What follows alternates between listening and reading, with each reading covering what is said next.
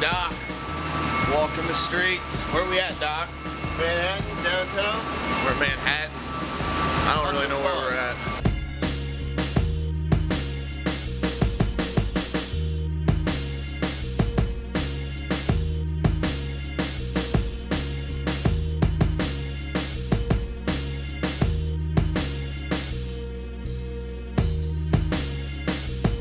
Dude, oh, we got to scan our thing? I think so. Okay. Just use the QR code here. Oh, right here. Sorry, we're from a small town. I don't even have a stoplight in my town. I don't. But. Thank you. My pleasure. I don't. There's not even a stoplight in Sharpsburg.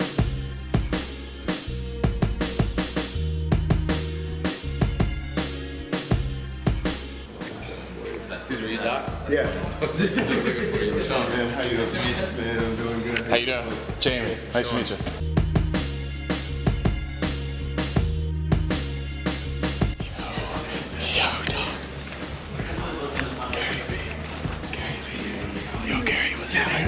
Gary was in there. Stop it, dude. We can hang just in the room right here, just for a few minutes. Cool. That means wrapping up. Cool.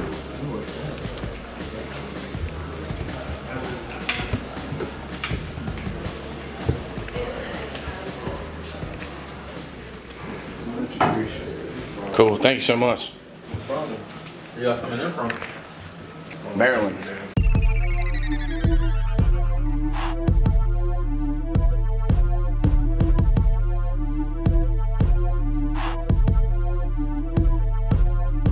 Being a diehard Jets fan, is it hard or painful? You've got other players now on different teams. Yeah. When they're playing each other, do you just try to mask that? Just Yeah, I'm not gonna lie to you, it's hard.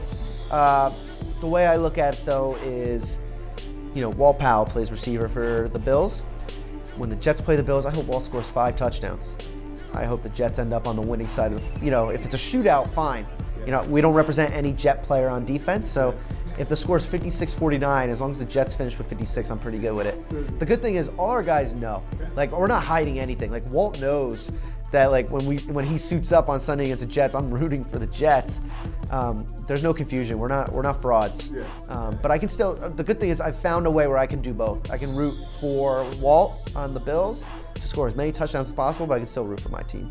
What are you running through Black Magic? So basically, I'm running OBS, Yep, OBS. which is free. Yep, So we have OBS. But with a $1,000 laptop, Yep. you can do 2-3 cameras with text over the bottom. Just looks really, really professional. And the No, audio that you we've get. been looking into it. So you're using this camera and that camera? Yeah, but you can use these if you want. Yeah. We're planning on using our Sony. What about the food? What's a typical lunch look like here at VaynerMedia? Steak and cheeses, vegetables, Well, obviously there's always different kind of client presentations going on, different organizations coming in that will cater on an individual level. But if you want to head to the kitchen, I'll show you. Actually, it's happening right now. A different vendor comes in every day, and it works both ways, right?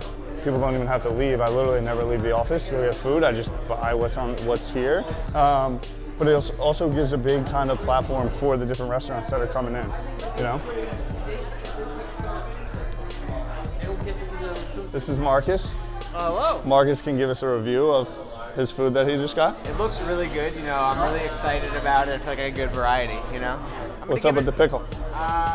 You gotta go for the pickle. Why not? You're not wrong. They're right there. That's a good call. In this That's a economy. good call. So you grab one of these on Amazon, and if you just type USB capture, HDMI, and it's going to work better for you guys as Sony's because the rolling shutter you're going to deal with on a Canon, because the Sony's mirrorless, right? Yep. So it'll be really clean. Better than the black. What are you doing for audio? Black box I heard gets fucked up from the audio. Yeah, what are you doing audio-wise? Audio level. So basically, audio-wise, you can plug a little USB mixer, or what I do is I'll just plug a mic straight into the camera and then use the camera's audio. So this is, I think, an interesting space in the office, right? Literally just a hallway. How do you find a way to make that interesting? I think this is censored yet with light, so walk by, throw off, and this, I think, this little tidbit I really enjoy because it just shows a little bit about Vayner, how there's always things going on that necessarily you might not be in the know about, but having the understanding that there's stuff happening at all times, changing up. So these water fountains don't work at all. And when people are always like walking by and they're like, what's going on? Like, why do we have these water fountains? And now if you look, someone came by and put up like this, like, you know, I don't even know what it's called, but a museum kind of piece of like descriptive. And it says unknown artist, infinite drought, 2017.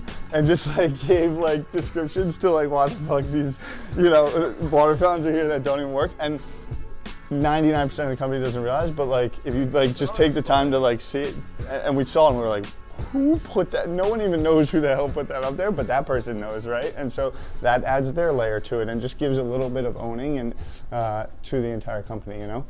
I'd have got fired at my old job if I did that. Right, so like that, you know, it's just amazing that we allow that, you know? I'm a big believer in just the concept of storytelling.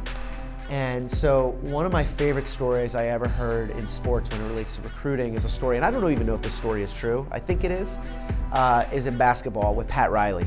There's a story that when Pat Riley recruits big-time free agents, you know, when he recruited a LeBron James successfully, or when he failed to recruit a Kevin Durant, that he starts the meeting by showing up late and then dropping his rings on the table, right? You've heard the same story? Yeah. So that's a story that always resonated with me because that's just such a great kind of like powerful, like straight to the point, and just having that audacity and that confidence. Just wrapped up our interview with AJ Vaynerchuck, Vayner Sports.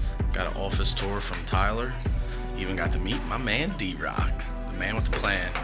Gary was a little too busy for us, but we'll take a rain check. Catch you next time, Gary. We still love you.